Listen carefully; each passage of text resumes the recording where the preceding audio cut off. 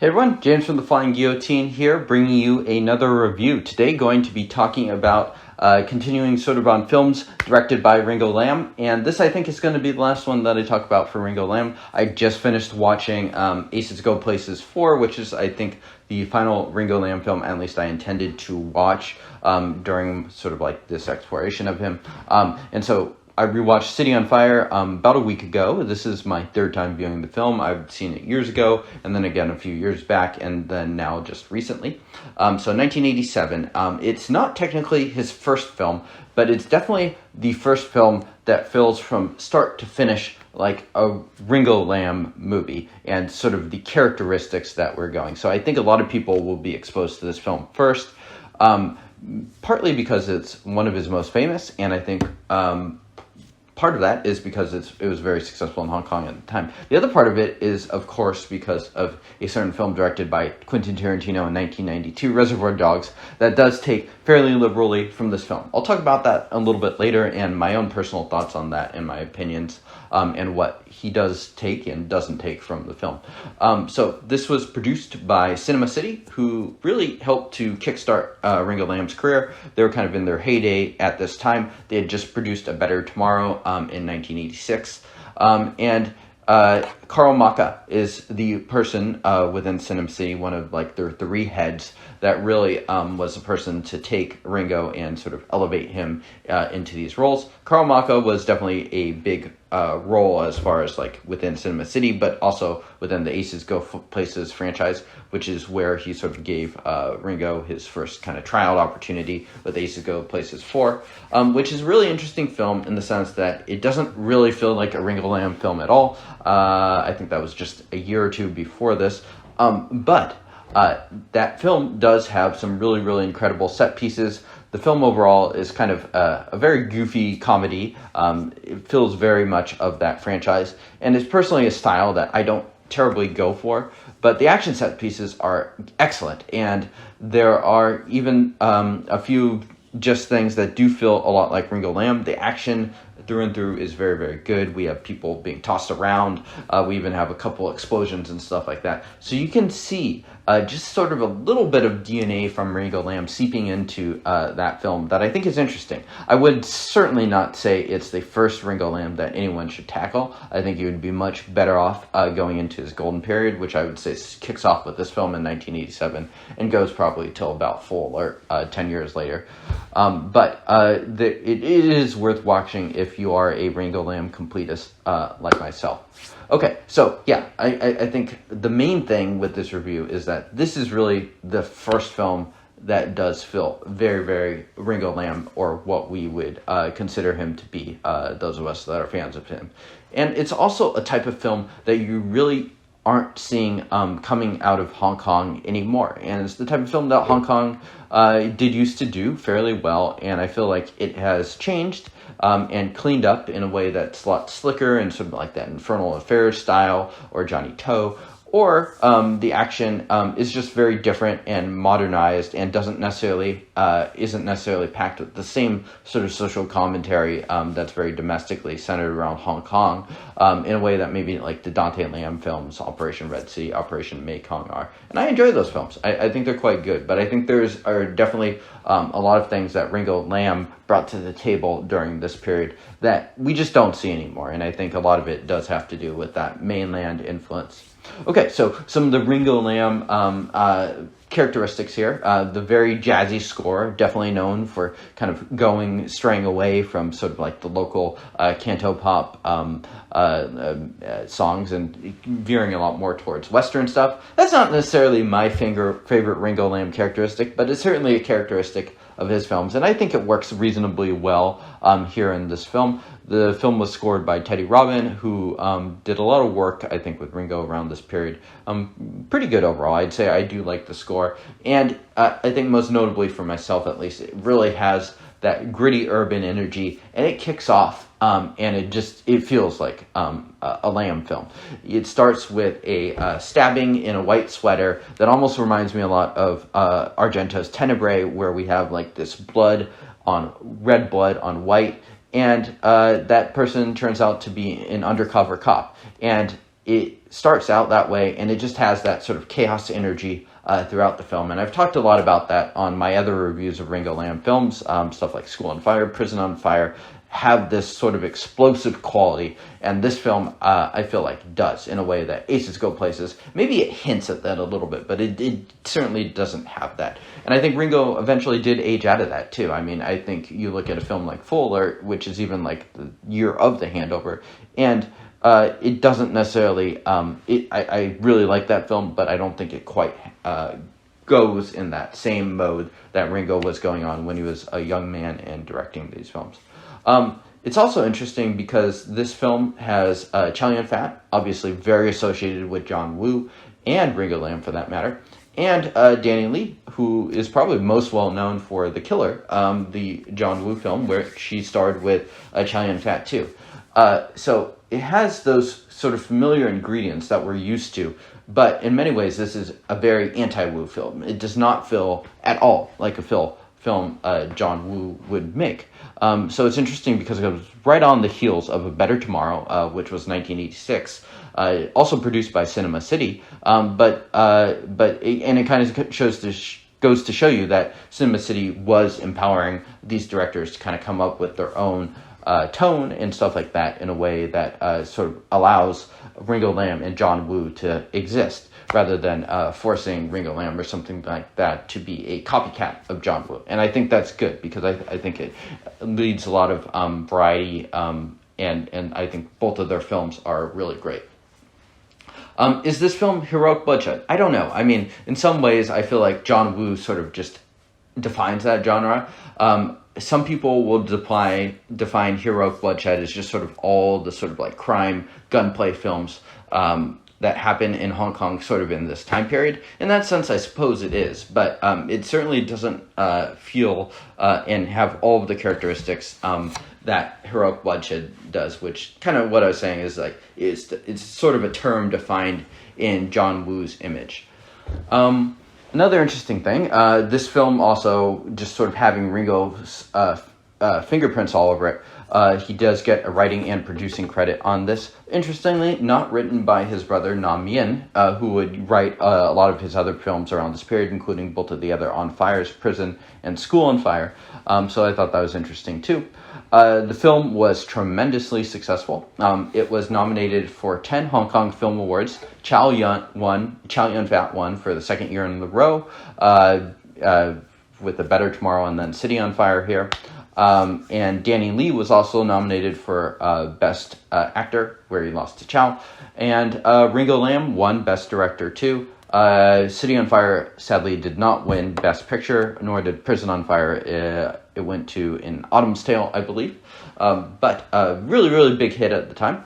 One interesting thing that I thought was kind of interesting, just kind of peeling over the facts and stuff of when it was released, is that this film was actually not his most successful film of the year in terms of box office. While it was nominated for more Hong Kong Film Awards than Prison on Fire, this made 19 million, Prison on Fire made 31 million. So Prison on Fire was actually a fair bit more successful. And I think the reason why this film has really sort of a reputation, we'll put it this way, this film is seen by, I think, four or five times the amount of people that have seen Prison on Fire on Letterboxd. So it's definitely a more well-known film. And I think that's because 5 years later, Quentin Tarantino is sort of taking this as a template and making Reservoir Dogs. So I think that reason is one reason why this film has become popular. And one reason why I'm maybe not so harsh on people taking other people's ideas, because if it allows people to discover that original work, I think that is fantastic. And I think it allows someone like Ringo to have just sort of like greater recognition, certainly internationally.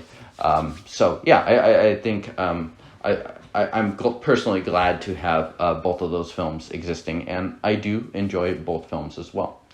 All right, so a little bit about the performances. This one, of course, having Chow Yun-fat, it's another great performance by him, who is really in his golden era, as well as Ringo. And I think this performance is really interesting. I think John Woo's films, as much as I love them, often do have, they can sometimes get a little silly and a little goofy, stylized to that point. And sort of like Brian De Palma, he really treads that line between becoming just kind of stylized to the point of being a little silly. And I think that's probably most evident in some of his American work, but certainly also in his Hong Kong work. I don't think you could ever really use that as a complaint against Ringo. Ringo's films feel very different. They don't have that sort of like artistic, mythological quality that John Woo's do. And I think notably, you have a sense of danger. Even though Chow Yun-fat is playing a cop in this film, you feel danger for him, coming from not just the criminals that he is going undercover with, but from people on his own side, on paper at least, the police force, who clearly don't have a strong. They're looking out for themselves rather than having his best interest at heart. And while John Woo's films, oftentimes they are very violent, and characters certainly do die, I do feel like Ringo Lam's films do a better job of, or I'm not even going to say do a better job. They represent the stakes of the character and the fact that the character could certainly die. I think much better, or much more, I would say, than a John Woo film. And they have a way of just exploring the psychology and getting a little bit more deeper under your skin in a certain way. Cops are killed in this film. We see police killed in multiple robberies. We see a undercover cop getting killed from the very get-go. So I think these are very intentional choices on Ringo's part in order to just sort of establish that Chow Yun-fat is undercover, and this is a very, very dangerous job that he really needs to be guilted into going, and he's sort of pushed further and further by the police force, who is not really looking out for his safety so much as that they want to do stuff that will sort of raise them upwards. So they're playing with someone else's chips in here. So I think Chow is really good here. It's a very sweaty performance. It's the sort of performance where he is just on edge at all points. He doesn't really have a chance to breathe and relax and smile in the same way. He here is paired with Danny Lee, who is playing the role of a career criminal, who is also very good and was nominated for Best Actor. Danny Lee is one of those really interesting Hong Kong actors that certainly does not get enough praise internationally. I checked on IMDb. He has 147 credits, so he probably has even more. Started out as a Shaw Brothers star. In a bunch of actually pretty good films in the 70s, who worked with Ho Meng Hua a lot. He's really good in The Oily Maniac, Mighty Peking Man, which is kind of their ripoff of Godzilla. So he's this actor that sort of bridges gaps. And then, of course, as the Shaws went down, he kind of had a second life to his career, playing a lot of police and criminals in those films. He also produced one of my personal favorites, if you are into Category 3 films, The Untold Story, where he plays a kind of a too cool for school cop and stuff. So I'm a big fan of that film. I'm a big fan of Danny Lee. He is definitely someone that whose praises are not sung well enough. So I think these two play really well together. Of course, they would be reunited in just a couple of years in The Killer, which is probably the roles that they are most famous for appearing. And again, very different roles here. It's just interesting the way that John Woo and Ringo Lam will often intermix these same ingredients and just come up with films that are totally night and day from one another. Danny Lee, good actor. I think Chow Yun-fat is honestly at his best when he is paired with other male co-stars, and I think that's a reason why he has such a strong persona in a lot of John Woo films. I think that's true even in these Ringo films, where he gets to develop relationships with Danny Lee's character here, and in like Prison on Fire, he's paired with Tony Leung, Big Tony, and he's really good in that role too. So I think he's at his absolute best when he gets to sort of have that brotherhood and relationships that he does in just the Hong Kong films of this period. Okay, so let's get also into a little bit of the Reservoir Dogs, which is something, part of the discussion that's impossible to escape. One thing I don't like about these discussions is often the loudest voices are the ones that feel the need to just pick a side. I really don't think you need to pick a side here. I think the films while Reservoir Dogs clearly takes sort of the skeleton of having an undercover cop in this film just kind of infiltrate a gang that's doing heists. I think the films are very, very different from one another. Another thing that Tarantino is clearly taking is there are some shots that are, if you've seen both films as many times as I have, you will see shots that Tarantino basically lifts from this film and puts them in. There's a shot of running which is probably the only action that you really do get in Reservoir Dogs, where we have Tim Roth running down the sidewalk. I feel like they film it very similarly and better, in my view, in the Ringo film. I think this film, City on Fire, is much more of an action film and built more around set pieces rather than guys talking in the room.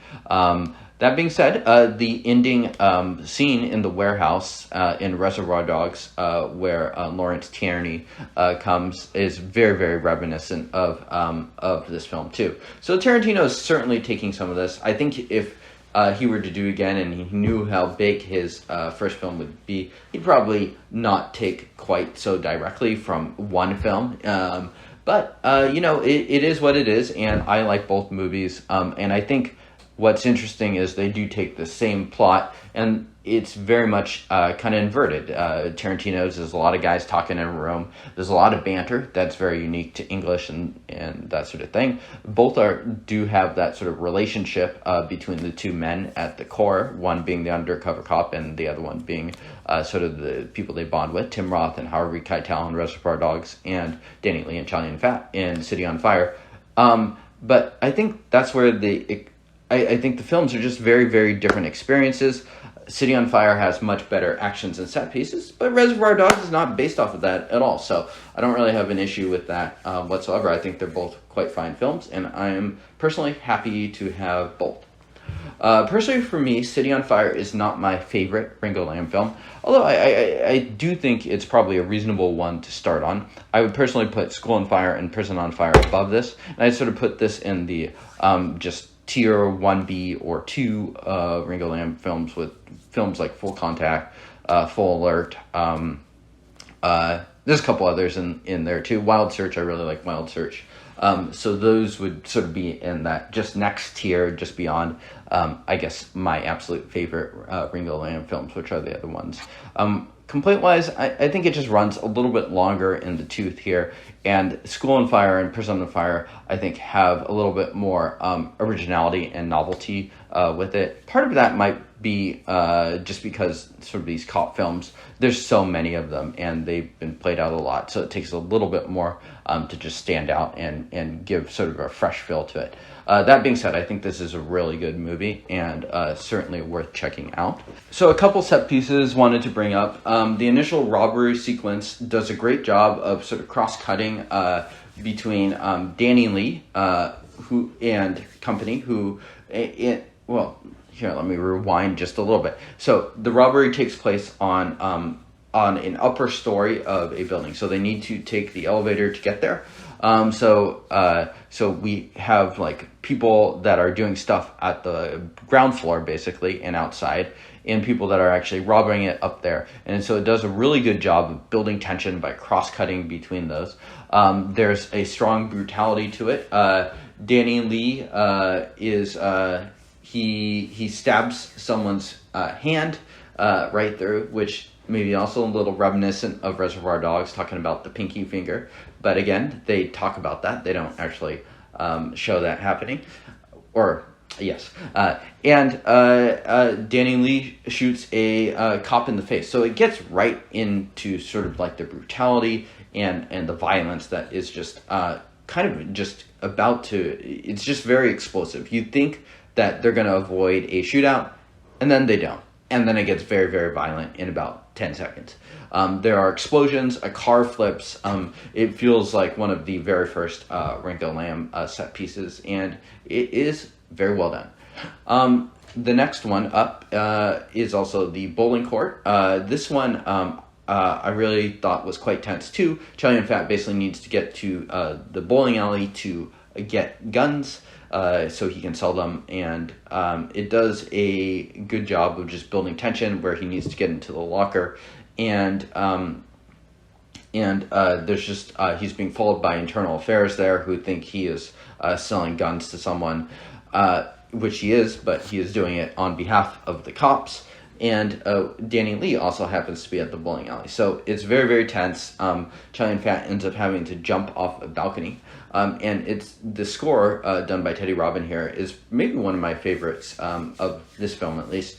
It's very simple. It's drums, it's very 80s, and it almost feels a little bit John Carpenter-ish during this time period, and I think it's really, really effective, and I love the pacing and the way that it works here. Okay, and of course the finale, where there are women being killed. It's violent. It's also during Christmas, which kind of adds this like slight interesting note to it, where it like should be a jolly season, or a happy season, but there's just a lot of violence happening. And so, of course, that leads to the finale, which I love how it's shot, where they're just sort of riddled with bullets, and it's being lit by all these bullets into their little, I'm not sure if it's a warehouse, but wherever they do run off to. And one last thing I did want to bring up is this film was lensed by Andrew Lau, who was a cinematographer at the time, who would probably most famously, certainly in the West, go on to direct the film Infernal Affairs, 2002. So that film, at this point, is 20 years old, which is crazy, because that film, and I feel like the Johnny Tove films of the period, of the post-handover period, really ushered in this sort of new era of Hong Kong film, where the look is a lot more sleek and slick. And this film, if you see it, even though this film is 15 years older than Infernal Affairs, so it is a fair bit older, it does feel like it is from a totally different era of Hong Kong film that just no longer exists. Whereas I think if you were to rewatch Infernal Affairs now, there is a bit of a contemporary feel to that movie, the way that it's shot, and it feels a lot more like a film that could come out. I'm sure there are some dated aspects to it, but a film that could come out almost today. So yeah, very interesting stuff. Who won the film? I would say Ringo Lam for sure.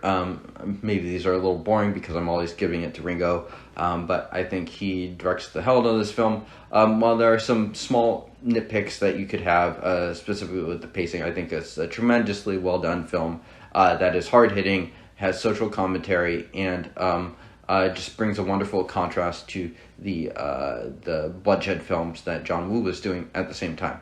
So rating, gonna give this an 8 out of 10. So damn solid, really good film. Highly recommend people check it out. Yeah, so thank you all for tuning in. Let me know how you like this review. Please subscribe to the Flying Guillotine channel. I will be doing a Ringo Lam sort of retrospective. Going to be talking about sort of my tiers of Ringo Lam films, and just him a little bit as a director as a whole, now that I've finished watching about 20 of his films. I have not seen one or two of the very, very early ones, but I think I've seen most of what I intended to watch, at least. All right, so thank you for tuning in. I'll see you all next time. Cheers.